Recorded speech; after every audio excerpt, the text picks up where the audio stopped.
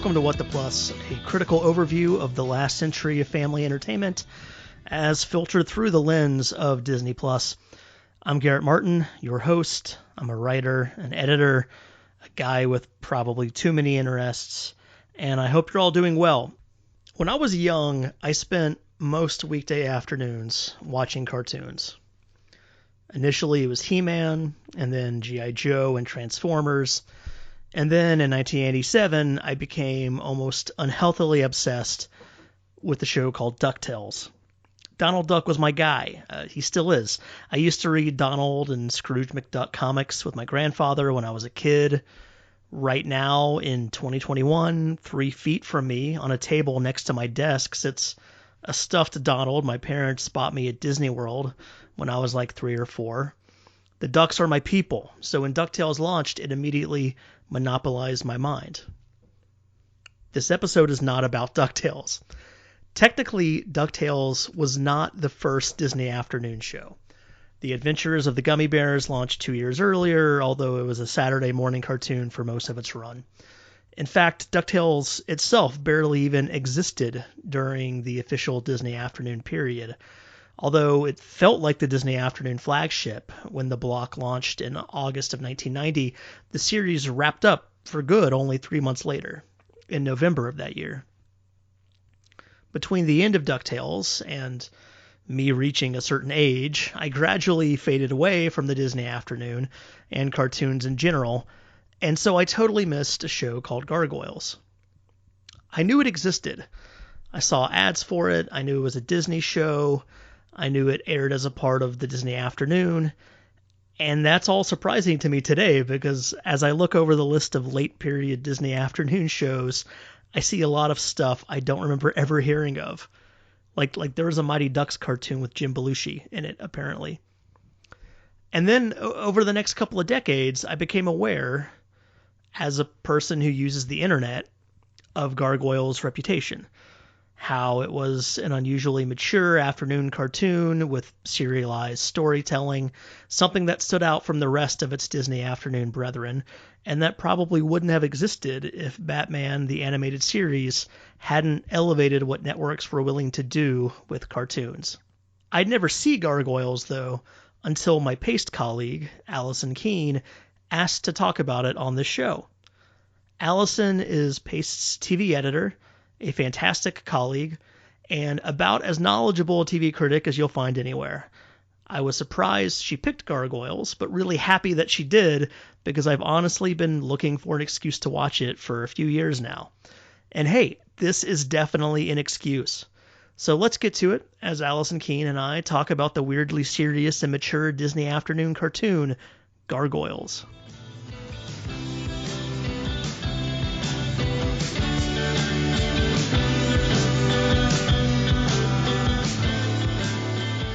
This week, I'm joined by Allison Keene, the TV editor at Paste Magazine, a place you might have heard of. I work there myself. How's it going, Allison? Hey, it's good. Thanks for having me on. Yeah, thanks for doing it, I should say. I should not thank you for having me on my own show, but yeah. So what's going on? So you're the TV editor at Paste. You've been writing about TV for, about 13 years now? Yes, a very long time of seeing the rise of peak TV and somewhat the bust of peak TV a little bit in the pandemic bubble. But that's really been a good thing because for once it actually felt like maybe not the average person, but at least those who cover television could cover most of what was on rather than being completely overwhelmed by, 600 new shows every year. But yeah, it has definitely been an interesting journey this past year in particular. But I don't know. I mean, television it's at a point where there's so much content, but so much of it is great. And that opens up the door to so many new voices and new creators. So ultimately, I think it's been a really good thing. So it's been years since, John Landgraf talked about peak TV. In that time, we've seen like half a dozen new streaming services launched with their own original content. How has streaming changed the way you do your job? So I think the thing that has changed the most with streaming services is binge culture, for sure. Not just the way that I do my job, but the way that everyone's watching television, right? So now a show will drop on Netflix on a Thursday or Friday, and by Monday it's old news. And I loved it at first because I love watching television. I love binging through shows, especially like crime shows, things you just have to watch the next episode of. But I hate the fact that that's really taken away the conversation. And it's become more about just talking about how something ends rather than how it plays out week to week, which of course is what television is all about. It's also changed episodic storytelling where instead of being a standalone chapter that stands on its own, it's just part of this blur, of something that you've watched. But weirdly, I mean, not everything now is dropping as a binge. There's this weird, the Netflix model of everything at once. Then you've got Hulu doing things kind of weekly. And now HBO Max is doing like 3 episodes and then 2 episodes and then 3 more. So it's a mess is what it is. But yeah, it's an interesting. I've always been a huge proponent of the classic weekly format, like you were saying, how the conversation just dies quickly when everything is binged all at once. It makes me long for like the days of Lost, when you'd watch one episode on a Wednesday night and fixate on it for an entire week on the internet and with your friends before you got your next hit of it. And I'm glad to see like some places like Disney and HBO Max kind of bringing that back. It has renewed my appreciation for weekly release for sure. And I think there is something to be said about a hybrid approach, right? For big anticipated series, a lot of, which Disney Plus has really, like you said, brought back. I love that weekly discussion. But for really niche shows or ones that benefit from the binge model, I think that's fine to throw those all out at once and just let people discover them and just blow through them and then be excited to talk about it and recommend it to people. So basically what I'm saying is I should be in charge of all television release schedules. It should all go through me and I will determine what is right. But no, it's been it's a lot though especially when you're doing a review or something, to be given 8 or 10 episodes or hour-long episodes and be like, okay, you've got like several days now to get this review going, so just take it all in at once and hope for the best. But, Do you think sites like Paste would still be recapping every episode of every TV show if the binge model hadn't completely destroyed the timing of that? Probably so. I mean, that's really what got me interested in TV writing. I started off doing film and film reviews, and I started reading things like the AV Club, because I loved that there were discussions of shows, not just shows that are on now, but older shows like, at that time, Twin Peaks and things had been off the air for quite a while that I was watching for the first time. I loved reading recaps, not this happened, that happened, but, the analytical, like, let's really dig into this, because I didn't have anybody else to talk to about it because no one else was watching the show anymore. Right. So I think there's certainly a value to it. But yeah, we've shifted away from it, not just from the binge, but I think the conversation's changed a little bit now where everyone's watching things at totally different times. So you kind of have to write everything with this weird evergreen perspective of like someone reading it today and someone maybe reading it in a year. So yeah, that has definitely changed quite a bit in the last 10 years for sure, as far as recap coverage goes. Because really, I mean, that was like the whole thing for the AV Club. I mean, their entire TV section was built on that. Yeah. And now I feel like Game of Thrones is probably the last show that really got that treatment by most sites. Yeah, I mean, I'm sitting here thinking what sites still do weekly recaps, and there are a few. I think Vulture does a few shows, but yeah, that's kind of because the conversations change because people aren't watching things weekly. Even if they come out weekly, people are still kind of waiting. And I mean, again, I'm so warped in my thinking because I'm watching so much stuff all the time.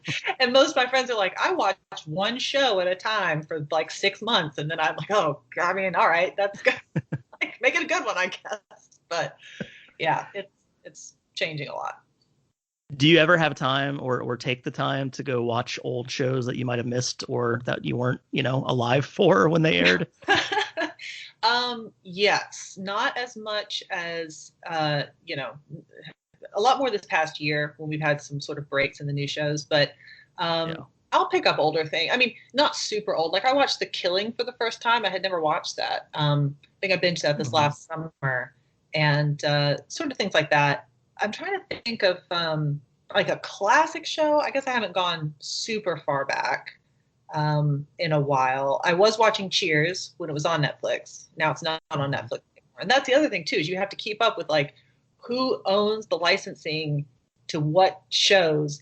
Like, I don't know how just normal people do this. Like, I go to the Wikipedia and look at the production company and figure out who owns the licensing and where something is streaming. But otherwise, I think most people are just like, well, it's on here or it's not, like it's right. Everyone's trying to buy back their own IP and have their own streaming services. And that's just not sustainable. They can't exist forever. So we'll see. I'd say for you with Cheers, I'm pretty sure it's on both Hulu and Peacock right now. So it's always somewhere. So I will continue my journey on some platform, but but really most of my time is just trying to keep up with what's on now and then what's coming up, and trying to figure out what the conversations might be about in the coming week, which is not not easy to do because a lot of it's like we'll see. The Killing kind of like is the flip side of what I mentioned Lost earlier. I did watch that show back when it aired on AMC, at least the first season. And every week it was just disappointing. Like it started off pretty promising. And then every week it was just like building more and more disappointment as it went on. Did you wind up enjoying it when you watched it recently? I think that's a show that actually has benefited from a binge watch. Especially the first season. I knew what was coming as far as people were just really upset that it didn't answer the question in the first season. But then again, I could just flip immediately to the second season, and so it wasn't as harsh. But yes, as a general TV viewer who remembers like the cliffhangers that just made you want to pull your hair out because you had to wait so many months until the next installment. That show is particularly a cruel example of that. It basically became, is Joel Kinnaman charismatic enough to get me to spend an hour a week to watch this otherwise worthless show? That's harsh criticism. It wasn't worthless, but Joel Kinnaman was definitely the main reason to watch that thing. Yes, and absolutely. Yeah. And so talking about how these old shows jump from streamer to streamer when contracts wind up, are there any classic shows that you've wanted to watch that just haven't been streaming anywhere at all? Well, let me see. There are two that come to mind.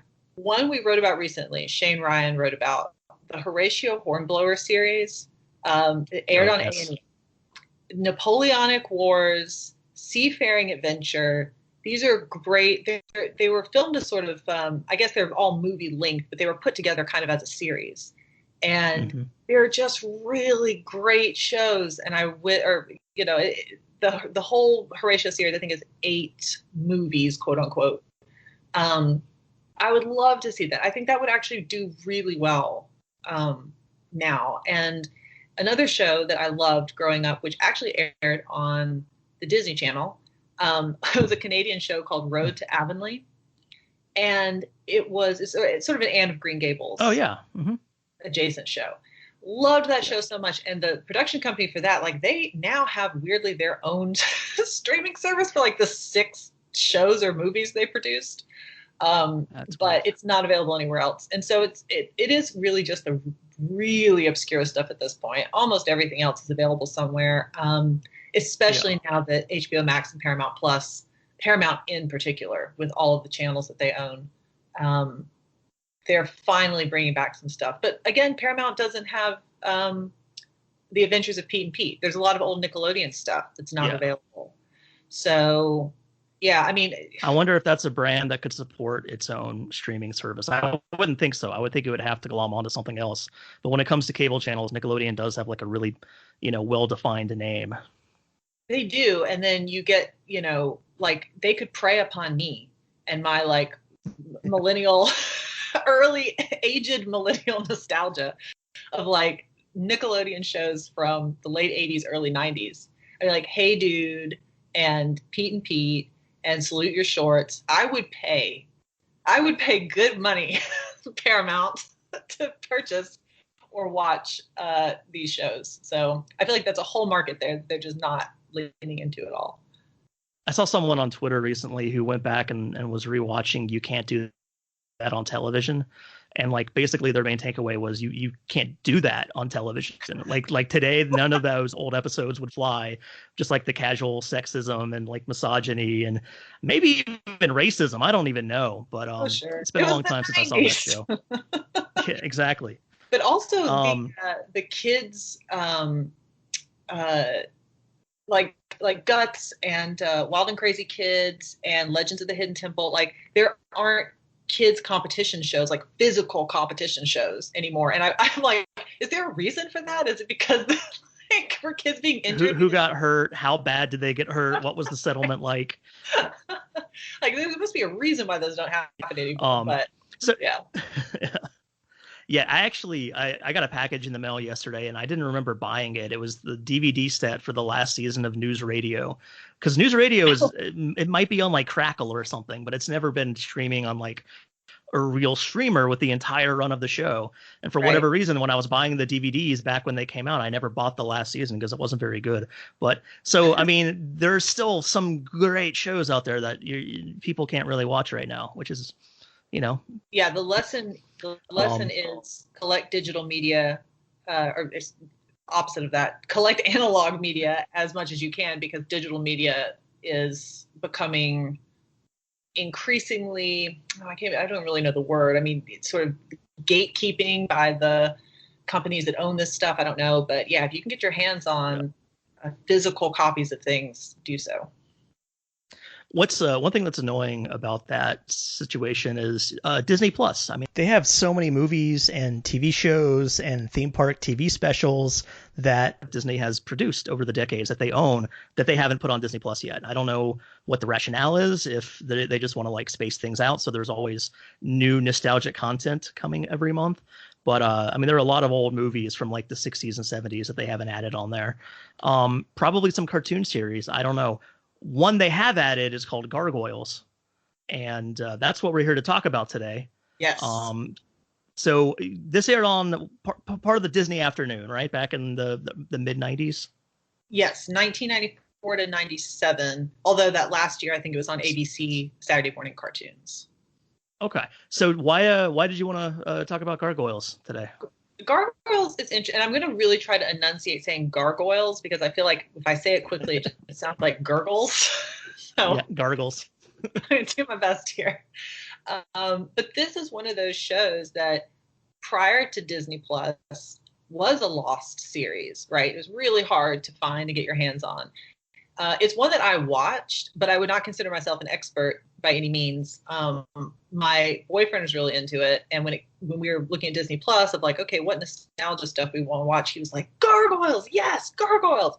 So Gargoyles we watched, and it was, to me, like, now I've gone through those first 5 episodes, which for anyone listening who is not familiar with Gargoyles, it has a 5-episode premiere of like dropping lore and setting up basically like a 2-hour movie intro into this show, which is so ambitious, coming right off the heels of a time of kids' cartoons where the TV shows were only meant to sell the toys, right?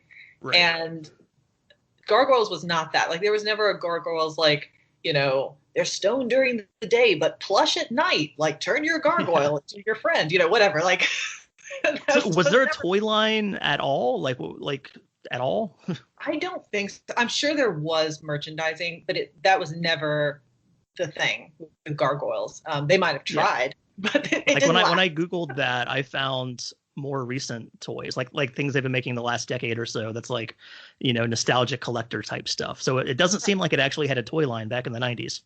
Yeah, it was very different. And, if you look at the writing staff and the producers for it, there's a lot of crossover with Batman the Animated Series, which when people hold up, like, this is a serious cartoon,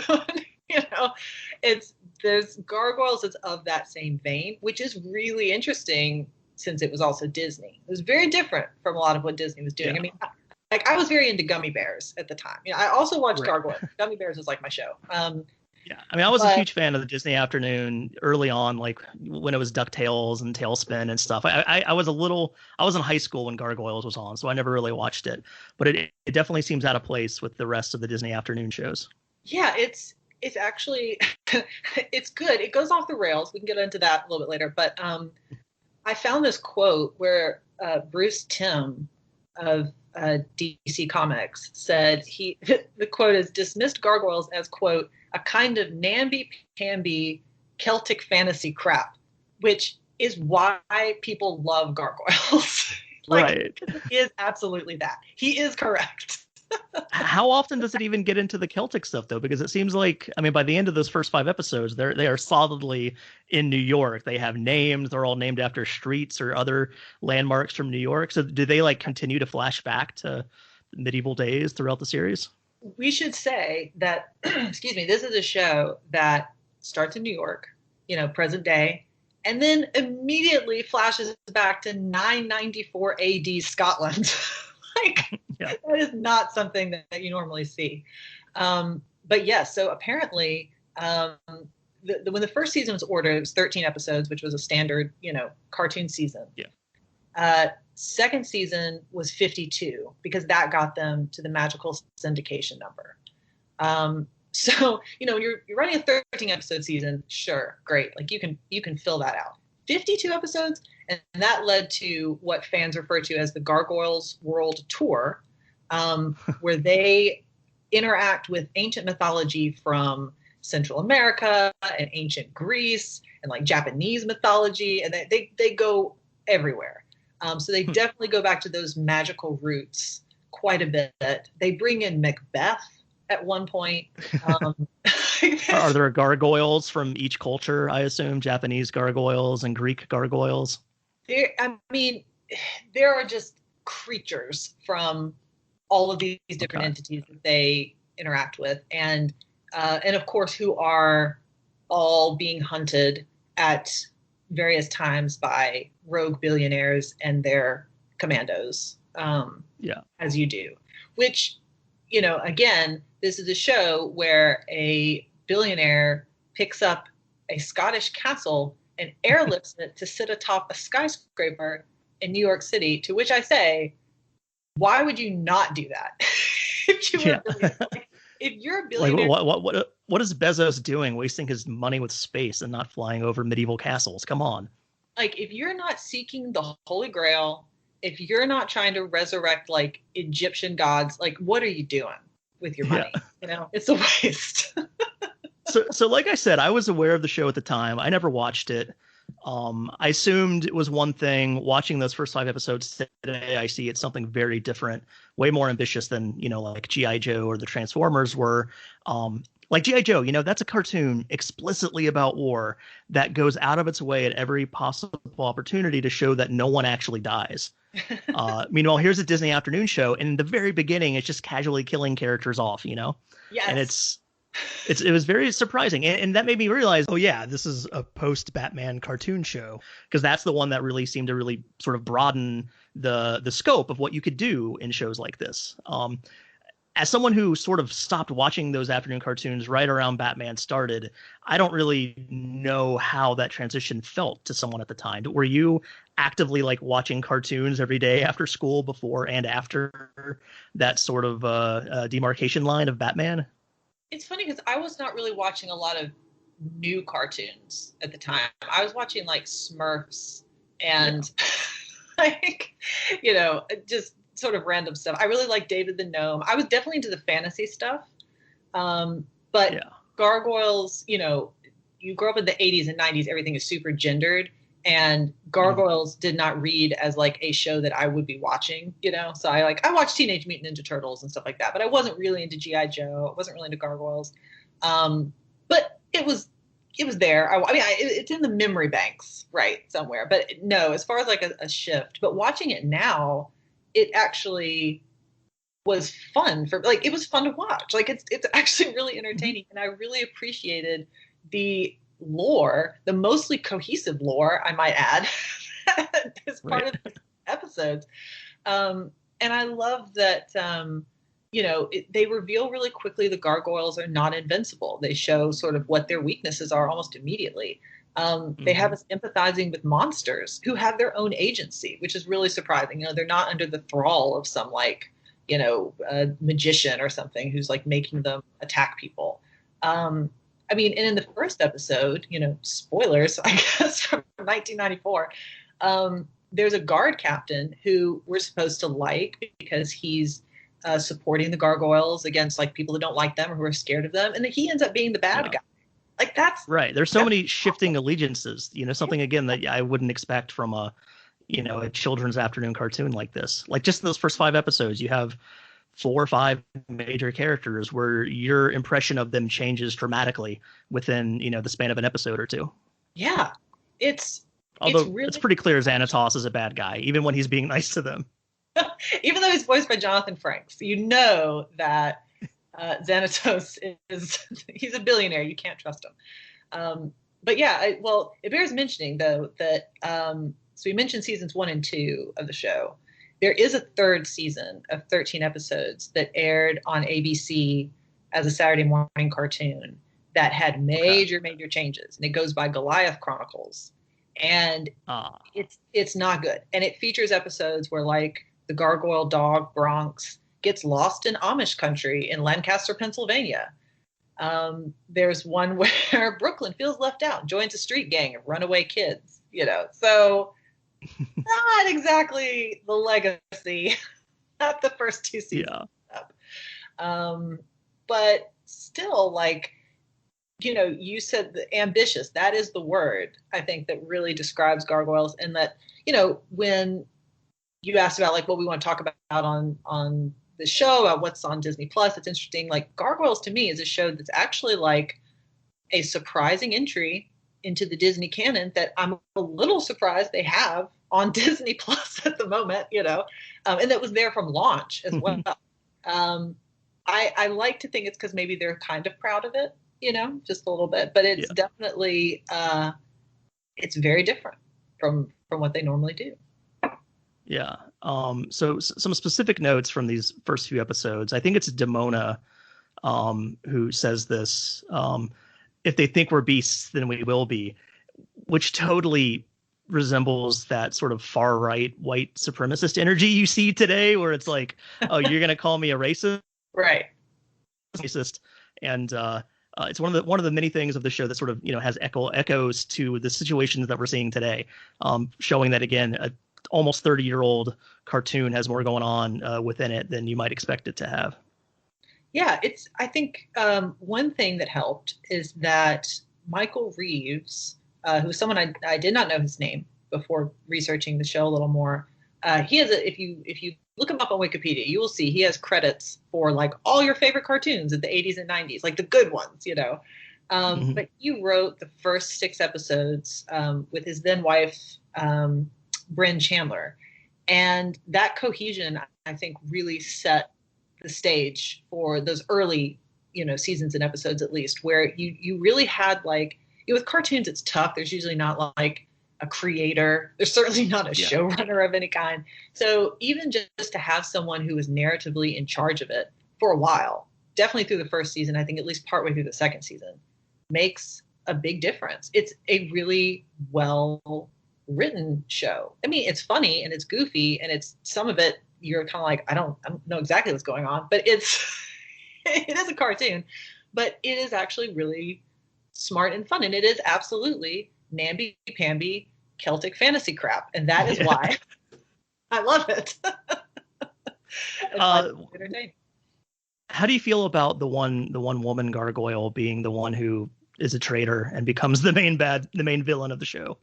I know. I wrote that down in my notes as like that one woman. It's sort of like the Smurf thing where there's one female Smurf, and then, and she's bad when she has black hair, but once she gets blonde hair, she becomes good.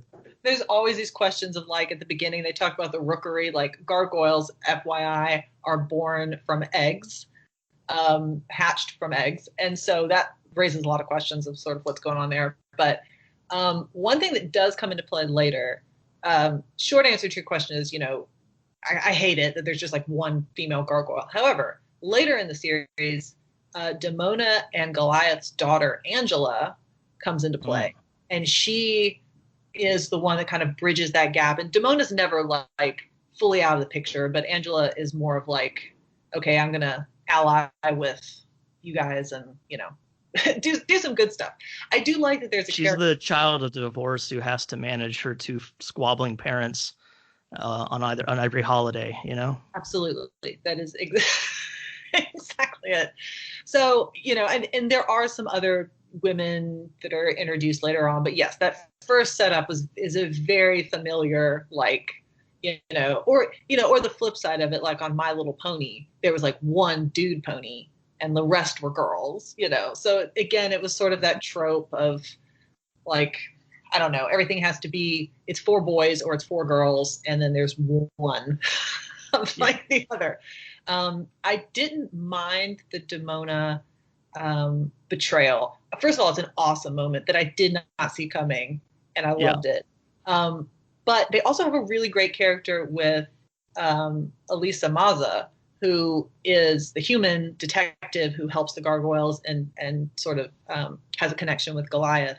And so that at least helped counterbalance it a little bit, because she's sort of a smart, savvy character, you know. So at least they had that. I'll take that, you know. And interestingly, both Goliath and Maza are voiced by black actors as well, which is something that probably wasn't very common back in the mid-90s. Yeah, the voice cast is awesome. So you got Keith David as Goliath. You've got Jonathan Frakes. You've got Marina Sirtis.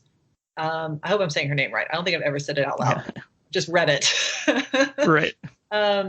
You have Ed Asner, and then you have all of these like minor characters voiced by like Clancy Brown and like Kate Mulgrew, John Rhys Davies. Like, I mean, Bill Fingerbach from Coach. Just the list again on Wikipedia. The list of minor characters and their voice actors is absolutely astounding, and so many Star Trek actors as well, who ended up featuring prominently or otherwise in Gargoyles is interesting. But yeah, again, like the show is kind of doing some interesting things that may not be obvious, you know, right when you just look at it, but it's got some layers to it that I really respect. Yeah.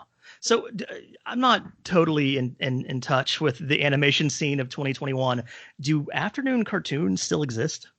That's a great question. I'm not in touch with the animation scene of 2021 either. I know. Like the only shows I ever hear about are anime or like shows on Cartoon Network or Nickelodeon that have, you know, really amazing art styles and like, you know, very personal storytelling and stuff. Like I don't ever hear about whatever the equivalent of G.I. Joe today would be, you know, if that exists. Yeah, well, it does. Well, I don't know G.I. Joe specifically, but yeah, like the wacky kids cartoon stuff. But you know, a lot of it, we were talking about streaming earlier, a lot of it has just moved to streaming, which parents love because then you can, you know, turn on your child locks on Netflix or Amazon or whatever. And there is a load of content available for kids cartoons, old and new, of varying quality. And I think for us, like if a cartoon breaks through, even something that's not meant for adults, like obviously like animation has changed so much and has become not exactly like respected yet, even though it's doing some really cool, interesting things.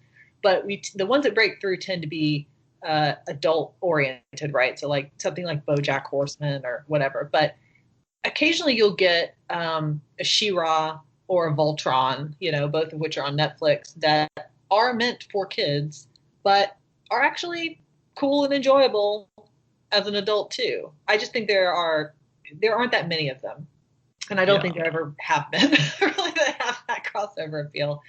But I like that because that to me just shows you it's a good show. You know, if anybody can enjoy it. Like Gargoyles is definitely for kids. They have the comic relief sidekicks, one of which is basically a Teenage Mutant Ninja Turtle, it seems. Yeah. It is definitely, like, as we've said before, it's more ambitious. It's got way more nuance to it, more going on intellectually behind it. And adults today, I think, could totally watch this and enjoy this if they were able to get past whatever reservations they might have about watching a 30-year-old kid's cartoon. Yeah, I think that's really, I mean, adults who are watching it now are probably ones who watched it back then and are just checking it out to see if it's still good. But interestingly enough, in 2018, Jordan Peele pitched a film adaptation of Gargoyles to Disney. And that is the only footnote we have on that. So I don't know. He'd probably do a good job. He'd probably do an awesome job. And again, like these first 5 episodes, I think they're called Awakening. 24 minutes each. There's your movie, basically right there. And I actually think it would do really well. So I don't know. Disney sits on so much IP, and it's so frustrating to see them like, well, we've done the Disney princesses animated. Let's do them live action, but now actually let's do them where it's animated live action.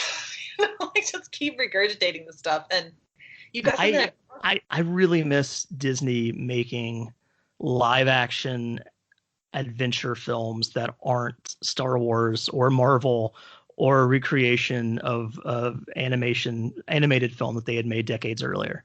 Yeah. They had a really bad track record of it, financially, but like John Carter from Mars is actually a really fun film. Tron sucks, but it's an amazing looking movie, and I love the way it sounds. And it's like, even that was part of a property, but it was, like an unloved property that was 30 years old at the time when they made that sequel. And they don't do stuff like that anymore. No. And no room in Disney's portfolio anymore for movies that aren't Star Wars or Marvel of that type. Yeah, I mean, I guess, if you own the biggest blockbuster franchises, and you are one of the biggest blockbuster franchises, why would you take a gamble on a Gargoyles movie? Yeah.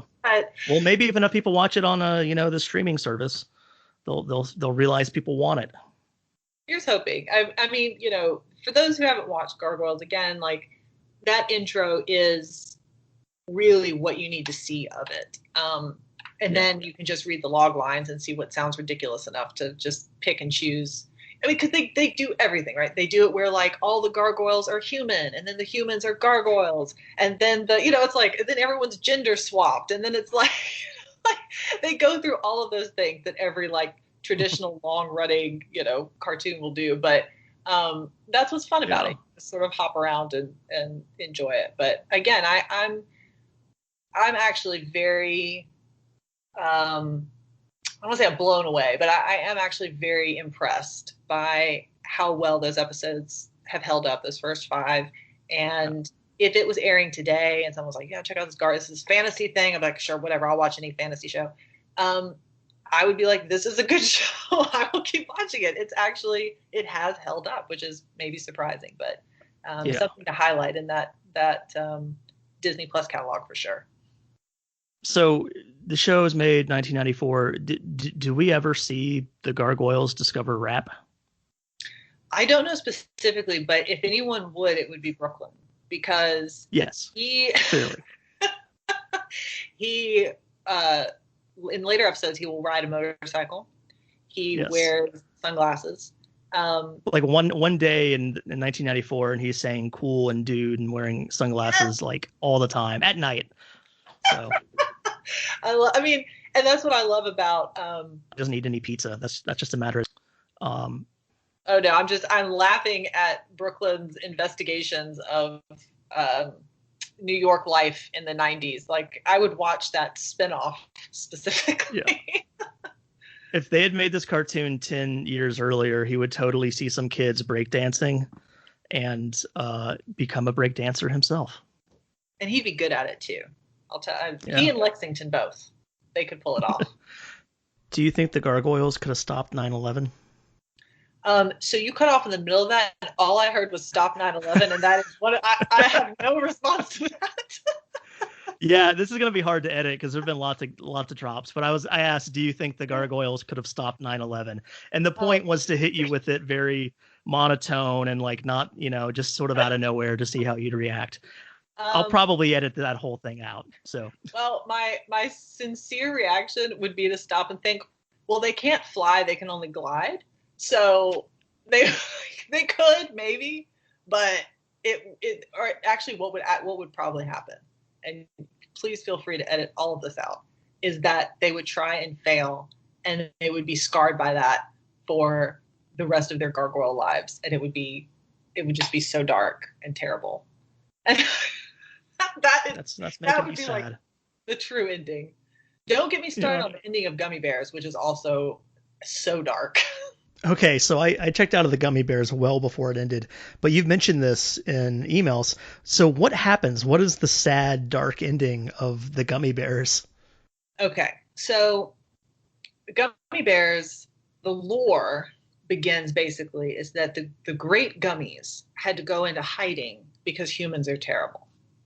And the Gummy Bears that we meet in the series have kind of come back and are trying to reconnect with people. They're sort of hesitant, but I'm a little fuzzy on it. I haven't watched it in a while. But anyway, what's important is at the end of the series, they were actually aired out of order. So let's say there were 10 episodes. Episodes like 3, 4, and 5 were supposed to end the series. And then it just kind of kept going with these other random episodes, like here's some other stuff. But the true end of the show is that the Gummy Bears have reconciled with the humans, and they have called the great gummies to come back. But then they are betrayed. There's like a double cross situation, and they send this message to say, don't come. It's not safe. And that's where it ends. Oh my gosh. So like, do the humans, like, do they imprison the gummy? But like, how do they double cross them? I don't remember the specifics of it. I know that there was some situation where like they think they're safe, and then like, so whoever they put their trust in turns out to not be trustworthy. But then some other episodes just air like everything's fine, the Gummy Bears, and like just, but really like it's not okay, and it's really dark. That same thing happened with that show Dinosaurs. Dinosaurs has that infamous ending where they caused, the catastrophe that killed the dinosaurs in real life. Right. And then there's like another 8 episodes. Like that was the actual ending of the show. But if you watch it on Disney Plus, it's halfway through the last season. I mean, that must be purposeful, because they just can't end with something that dark and uncertain. So they're just like, and here's some more laughs, and like, yeah. And I don't think Dinosaurs or Gummy Bears were a particularly continuity heavy show. So I think they probably could rest assured that viewers would not think, oh man, that's the canonical ending right there. The canonical ending of the Gummy Wars is more war. It's just all right. Hey, this has been a lot of fun. Thanks for talking. Thanks for getting me to watch Gargoyles. I actually liked it a lot. I think I might continue watching it. Awesome. But so where can people find you online? I am, right alongside you at pastemagazine.com. I'm in the TV section. And on Twitter, you can find me at Keene TV. That's KEENE TV. Awesome. Thanks again. Thank you.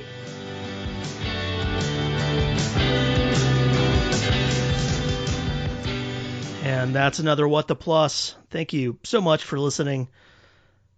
And thank you, Allison Keene, Paste Magazine's TV editor, for coming on to talk about Gargoyles. I am, as always, Garrett Martin, your host. I actually have not watched any more of Gargoyles. I honestly want to. And if I ever have the free time to do so, I will. But, I mean, I've got both shots over here. I'm fully vaxxed. The CDC just said we can go out without our masks on. I plan to be home as little as humanly possible for the next 14 months or so. And I'm not one of those people who can watch a TV show on my phone. My phone is for talking and for interneting, not for watching TV shows. Still, when I've got some free time, when I'm at home, when I've got my big old TV in front of me, I'll probably find a stray 22 minutes or so to catch up with my dear old gargoyle friends. Thanks for listening. This has been What the Plus. We'll have another episode next week, and the week after that, and maybe the week after that too. It's a mystery. Just keep on listening. Maybe you'll like what you hear. Have a good week.